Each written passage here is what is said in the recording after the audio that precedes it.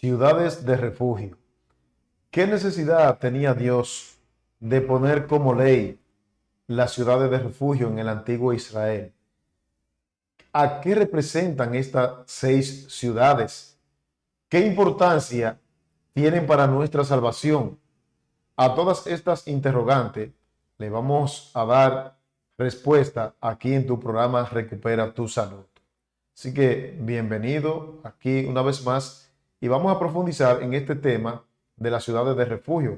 A veces uno lee ciertas historias en la Biblia y uno cree como que estas historias carecen de importancia, pero realmente tienen una repercusión para nuestra salvación. Por eso la Santa Escritura dice que todo lo que fue escrito para nuestras enseñanzas. De modo que yo sé que quizás usted ha estudiado esta historia, pero yo voy a profundizar con usted en esta historia y usted va a ver que hay un trasfondo que tiene que ver con el ideal de Dios para con el pueblo de Israel y el ideal que Dios tiene también para cada uno de nosotros. Vamos a ver después de la intro por qué Dios instituyó las ciudades de refugio. Bien, ciudades de refugio. ¿Cuál era la importancia que tenía el que Dios instituyera ciudades de refugio? Porque el mismo Dios fue quien dio la ley a Moisés y entonces cuando esta ley se quebrantaba, el pueblo apedreaba y sacaba del campamento al transgresor de la ley. Ahora encontramos en la historia de las ciudades de refugio que Dios provee un escape, Dios provee un refugio para el pecador. Pero ¿en qué circunstancia era que Dios proveía este escape o este refugio? Bueno, vamos a encontrar en esta historia que cuando en el pueblo de Israel una gente pecaba, cometía lo que le llaman el pecado por yerro, entonces Dios le había hablado a Moisés y posteriormente que Moisés murió, también le habló a Josué. Josué fue quien sustituyó a Moisés y Dios tanto a Moisés como a Josué le habló acerca de las ciudades de refugio que eran importantes para que cuando una persona matara a otro sin querer, entonces pudiese huir a esta ciudad de refugio.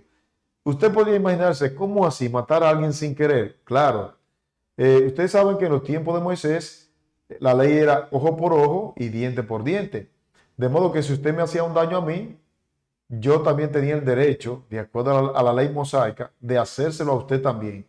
Dios, viendo que esto posteriormente podría convertirse en un daño para su pueblo, entonces Dios proveyó un lugar de rescate para la persona que cometieran errores sin querer, para la persona que cometieran el pecado por yerro. Así que se llama el pecado por yerro. Era que cuando una persona, por ejemplo, salía al campo a cortar leña y salía con su compañero, si el mango del hacha o del instrumento que usaban para cortar la leña se zafaba y le daba un golpe de muerte al prójimo, al que estaba cercano, entonces el matador tenía que huir rápidamente a la ciudad de refugio, porque si un pariente lo encontraba, entonces el pariente podía tomar venganza de acuerdo a la ley diente por diente y ojo por ojo. De modo que si un israelita mataba a alguien sin querer, entonces el pariente de el muerto tenía el derecho de buscar venganza. Por esta razón, entonces Dios, cuando entra el pueblo a la ciudad prometida, a la ciudad de Canaán, le dice, miren, a los levitas hay que mantenerlo y hay que darle ciudades para ello. En total, a los levitas se le dieron 48 ciudades, de las cuales 6 iban a ser designadas para ser ciudades de refugio, para que la persona, repito, cometiera el pecado por yerro, entonces tenga una vía de escape, tenga un refugio. Y para esto entonces Dios ordenó las ciudades de refugio, a la cual entonces usted y yo estamos haciendo énfasis en esta tarde. Entonces, quiero que miremos el primer pasaje de las Sagradas Escrituras que se encuentra en Números capítulo 35, Número capítulo 35, y el versículo número 6. Vamos a leerlo allá. Número 35, versículo número 6. Usted lo tiene ahí en pantalla. Lea conmigo. Y de las ciudades que daréis a los levitas, 6 ciudades serán de refugio, las cuales daréis para que el homicida se refugie allá. Y además de esta, daréis 42 ciudades. Aquí vemos que en total eran 48 ciudades, pero 6 de ellas eran dadas para que se convirtieran en ciudades de refugio. Estas ciudades eran ciudades bien amuralladas, bien protegidas. Había un personal, incluso, aquellos que no lo saben, había un personal dentro de lo que trabajaban con los levitas, que estaba altamente capacitado para proteger al pecador penitente. Porque, reitero, si un familiar lo encontraba, tenía el derecho, por la ley mosaica, de tomar venganza. Dios, para evitar esto, entonces, le dice, miren, de las 48 ciudades, 6 ciudades van a ser de refugio. Y estas ciudades servirán para que el homicida huya a esa ciudad. Y vamos a encontrar que aparte de que estas ciudades estaban protegidas por altos muros y que tenían un personal altamente capacitado para defender al homicida por orden de Jehová, por orden de Dios, también tenían otra característica estas ciudades. Ahora vamos a leer a Deuteronomio capítulo 19, el versículo 3 hasta el 6. Lea conmigo. Porque aparte de que estaban amuralladas y protegidas estas ciudades, los caminos que conducían a estas ciudades debían estar limpios, preparados, porque si tenían cualquier obstáculo y el homicida no llegaba a tiempo, podía ser presa fácil del familiar que iba a tomar venganza del muerto. Dice el versículo 3 de Deuteronomio 19, arreglarás los caminos. Y he subrayado esta parte porque nos vamos a dar cuenta de que esto es una tipología de lo que ocurre con Jesucristo y nosotros también cuando pecamos. Arreglarás los caminos y dividirás en 3 partes la tierra que Jehová tu Dios te dará en heredad, y será para todo homicida que huya allí.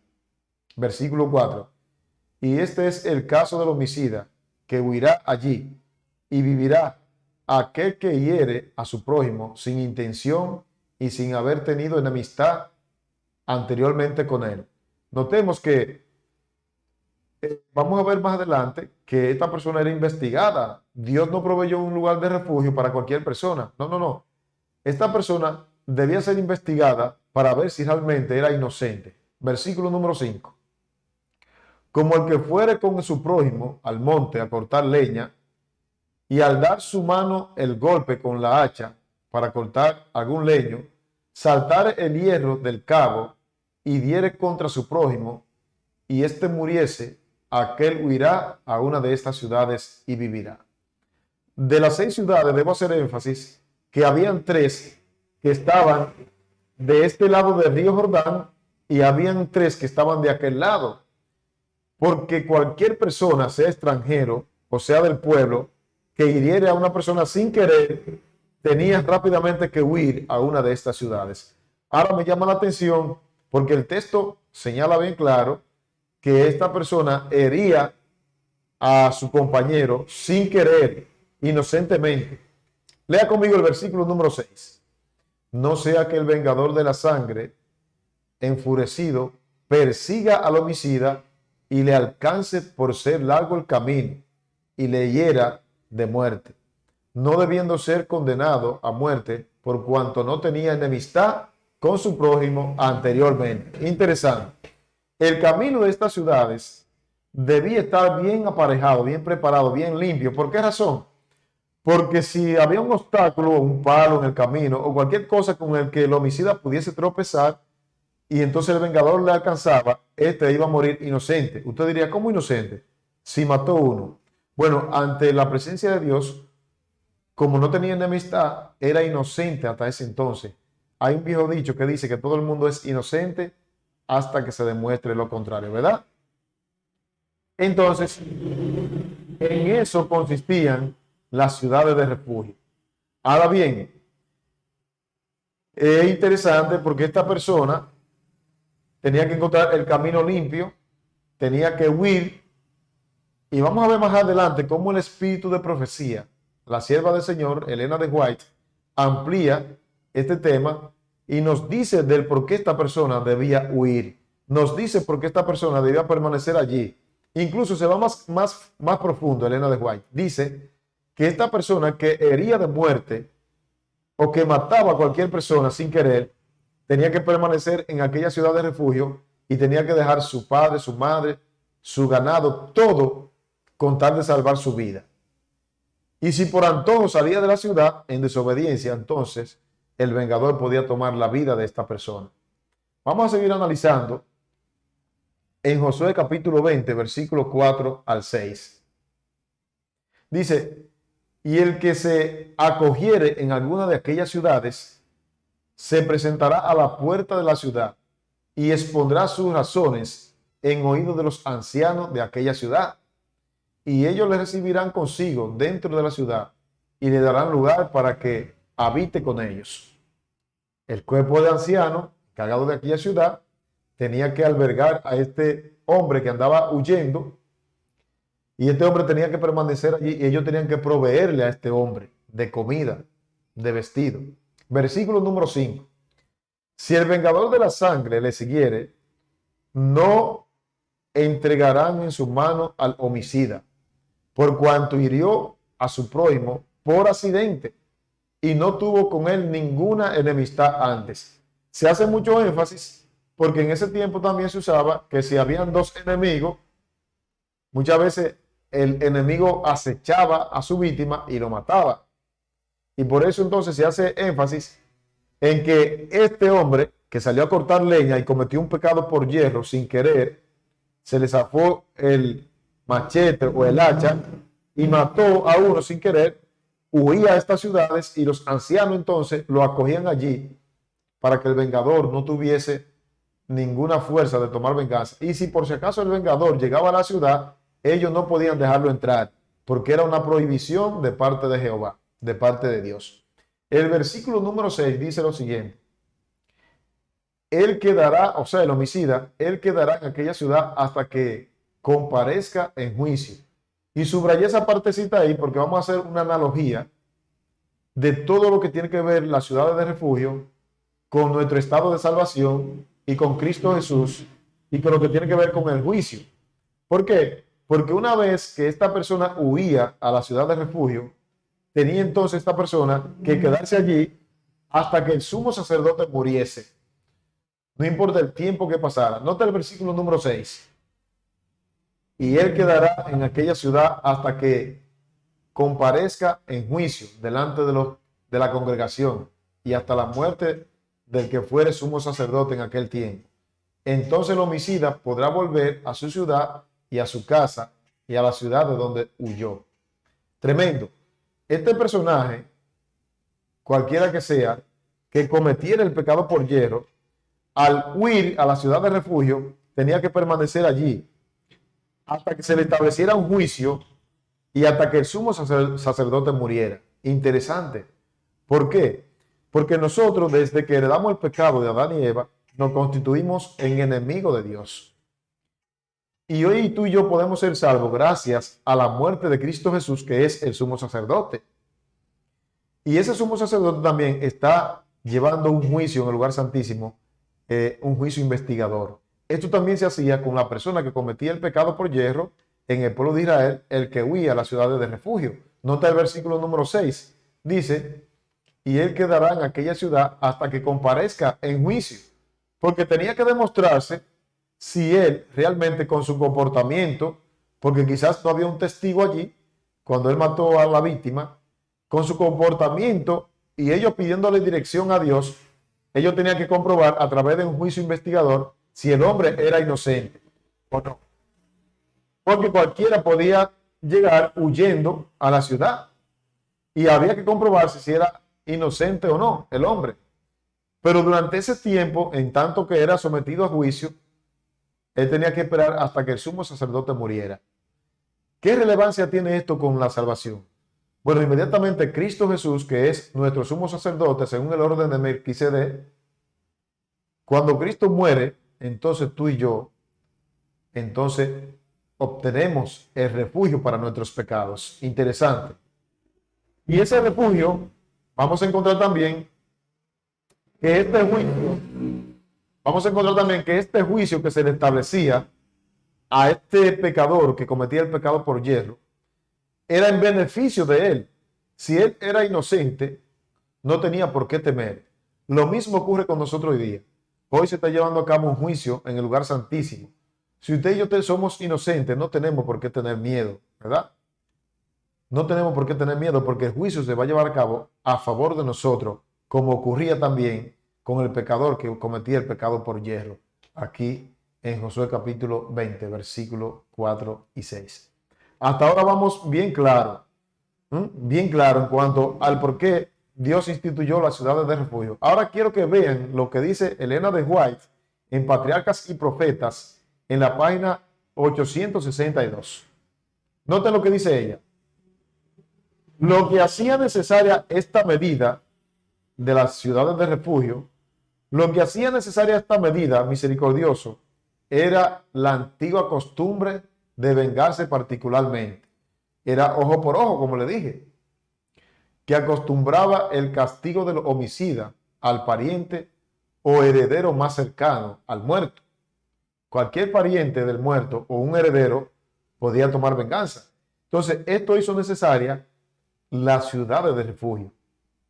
Sigue diciendo la declaración, en los casos en que la culpabilidad era clara y evidente, no era meramente esperar que los magistrados juzgaran al homicida.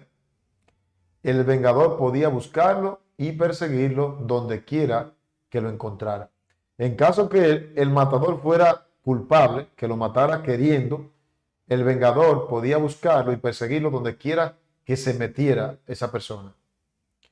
El Señor no tuvo a bien abolir esa costumbre. O sea, no fue que Dios dijo, yo voy a quitar el ojo por ojo y diente por diente. No, no. Dios lo que hizo fue una provisión y para que durante esa provisión se estableciera un juicio para ver si la persona era inocente o no. Interesante. El Señor no tuvo a bien abolir esa costumbre en aquel entonces, pero tomó medidas para afianzar la seguridad de los que sin intención quitaron la vida a alguien. Interesante. Dios es un Dios justo. Dios sabe cuando hacemos las cosas sin querer, porque nosotros pecamos muchas veces hasta sin querer, déjame decirte. Estamos en un mundo contaminado por el pecado y muchas veces pecamos sin querer.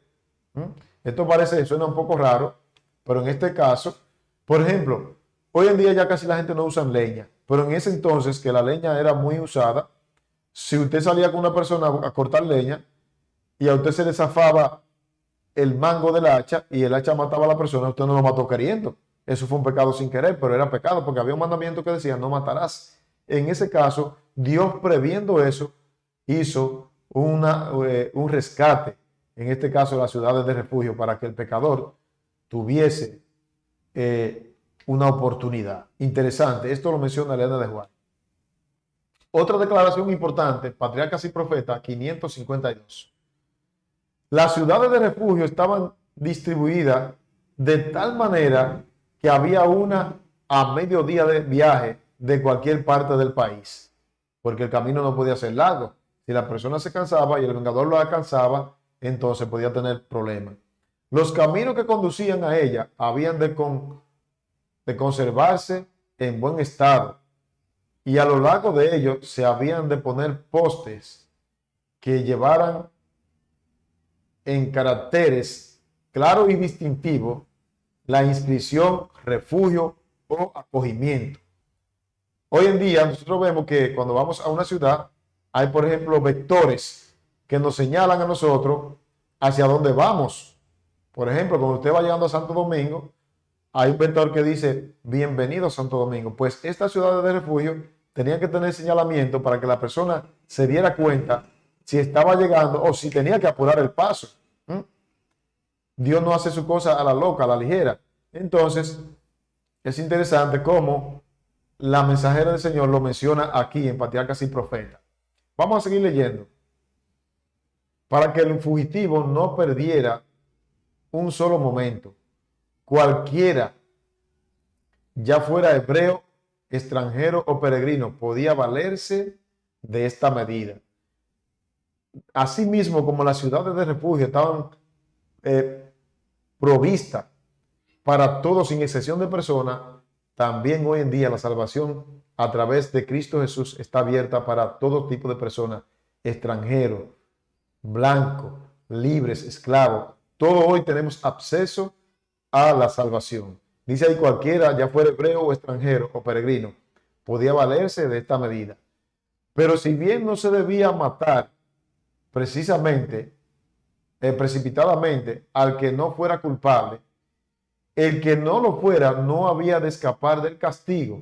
Interesante. Dios no pasaba por alto el castigo. Ahora, ¿de qué forma era el castigo? Vamos a ver. El caso del fugitivo debía ser examinado con toda equidad por las autoridades competentes. En este caso, los ancianos que estaban en la ciudad, que debían ser levitas. Y solo cuando se comprobaba que era inocente de toda intención homicida, podía quedar bajo la protección de las ciudades de asilo. Los culpables eran entregados a los vengadores. Los que tenían derecho a gozar protección podían tenerla tan solo mientras permanecieran dentro del asilo designado. Quiere decir que aunque usted fuera inocente, si usted se salía de la ciudad, usted también desobedeció y era muerto por el vengador. El que saliera de los límites prescritos y fuera encontrado por el vengador de la sangre, pagaba con su vida la pena que entrañaba el despreciar la medida del Señor.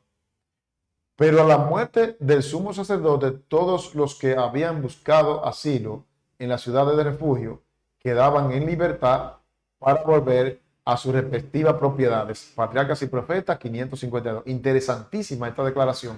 ¿Por qué? Porque yo he escuchado a muchas personas trayéndolo a la actualidad que dicen, no, yo no le hago mal a nadie, yo no tengo de qué arrepentirme.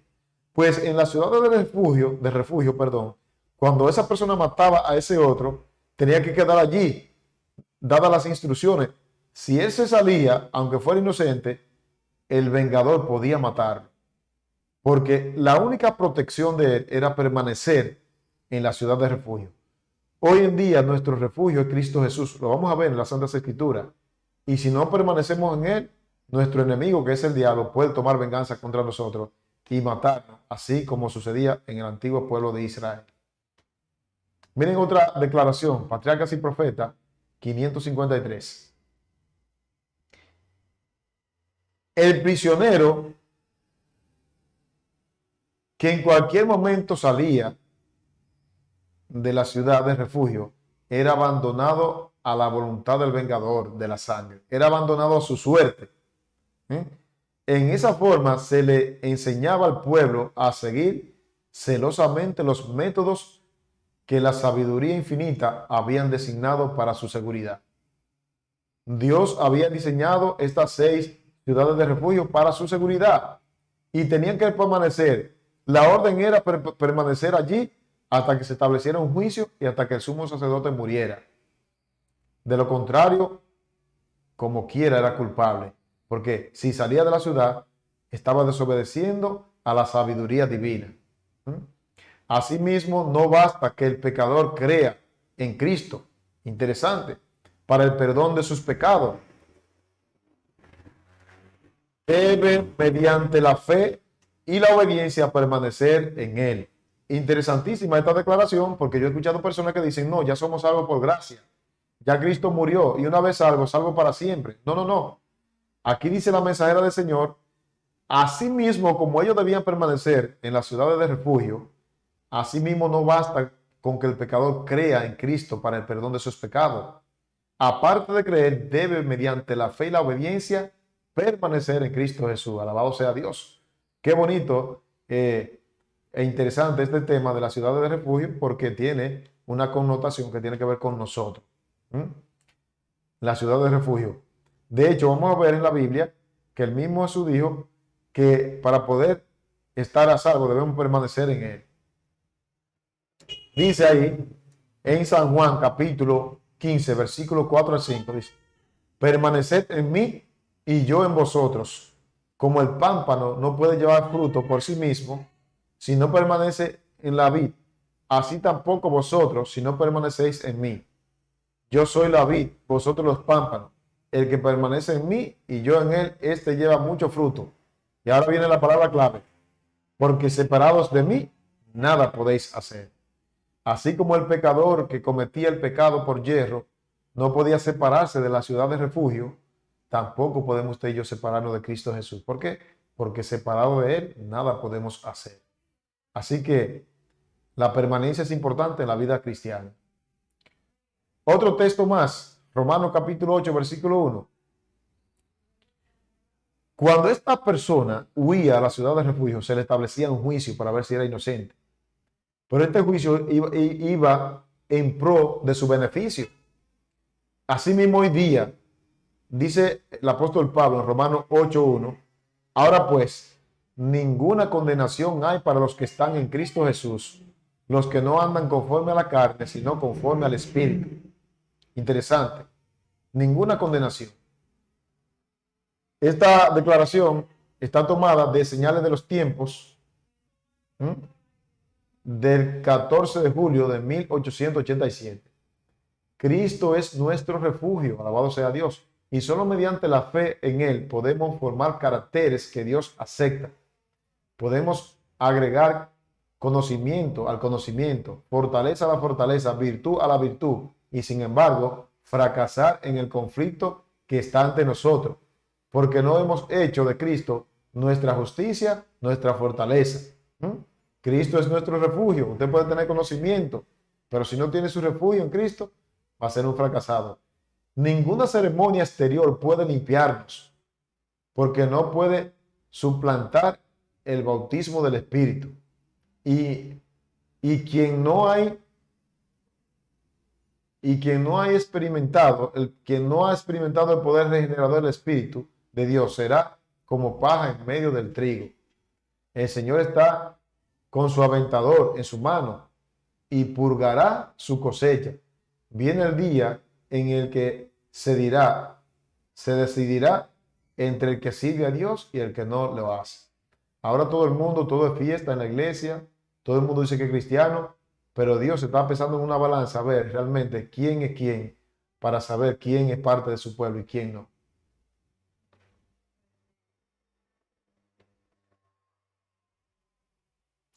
Las ciudades de refugio destinadas al antiguo pueblo de Dios eran un símbolo de refugio proporcionado por Cristo, el mismo Salvador misericordioso que designó esas ciudades temporales de refugio. Proveyó por el derramamiento de su propia sangre un asilo verdadero para los transgresores de la ley de Dios, al cual pueden huir de la segunda muerte. Interesante. Así como el pecador penitente huía a la ciudad de refugio, hoy usted y yo podemos huir a los brazos de Cristo Jesús para encontrar oportuno socorro. No hay poder que pueda arrebatar de sus manos las almas que acuden a Él en busca del perdón. Amén. Ahora pues, ninguna condenación hay para los que están en Cristo Jesús. ¿Quién es el que condenará? Cristo es el que murió, más aún el que también resucitó, quien además está a la diestra de Dios, el que también intercede por nosotros para que tengamos un fortísimo consuelo, los que nos acojamos lo que nos acogemos a trabarnos de la esperanza propuesta. Tremendo. Patriarcas y Profetas 54. Son varias declaraciones que quiero compartirlas con ustedes porque el tema está interesante. Una comparación de la ciudad de refugio con lo que ocurre con nosotros hoy día en nuestra relación con Dios. Dice allí, en la 154 de Patriarcas y Profetas, Esa sigla PP, eso es patriarcas y profetas. El pecador está expuesto a la muerte eterna. Oigan eso, hasta que encuentre un escondite, en Cristo Jesús. Así como la demora y la negligencia podían privar al fugitivo de su única oportunidad de vivir, eso en concerniente al que huía a la ciudad de refugio, también pueden la tardanza y la indiferencia resultar una ruina del alma. Satanás, el gran adversario, sigue los pasos de todo transgresor de la santa ley de Dios. Y el que no se percata del peligro en el que se halla, no busca fervorosamente abrigo en el refugio eterno, será víctima del destructor. Terrible esta declaración.